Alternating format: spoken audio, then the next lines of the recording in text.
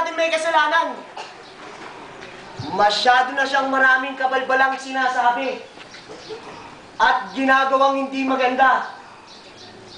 Nakakasira na to sa atin lahat. Dapat siya matulang mamatay! Sobra bang dami ng kasalanan ng taong ito upang mahatulan siyang mamatay? Marami ang nagsasabi na ang tao ito ay nakapagpapagaling na may sakit at bumubuhay ng patay.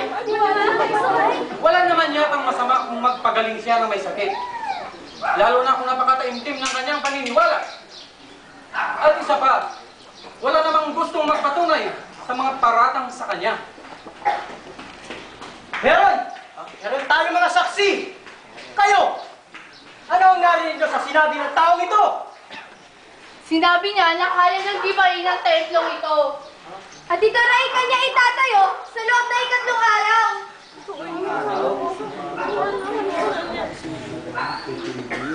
Ano ang may sasagot ko sa lahat ng sinabi ng mga saksing ito?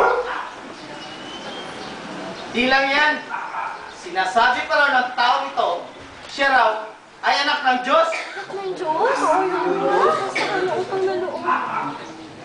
Ano ang masasabi mo sa lahat ng mga patutong ito laban sa iyo? Magsalita ka! Iniuutos ko sa ngalan ng Diyos na buhay. Sabihin mo sa amin, ikaw ba si Kristo? Ang anak ng Diyos? Sinabi mo at sinasabi ko sa inyo, sa hinaharap ay makikita ninyo ang anak ng tao na nakaupo sa kanang kamay ng pinakamakapangyarihang Diyos at darating na nasa ibabaw ng mga ulap sa langit. Isang kalapasangalan! Nilait niya ang Diyos.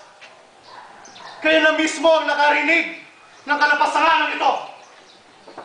Ano ang inyong pasya? Tama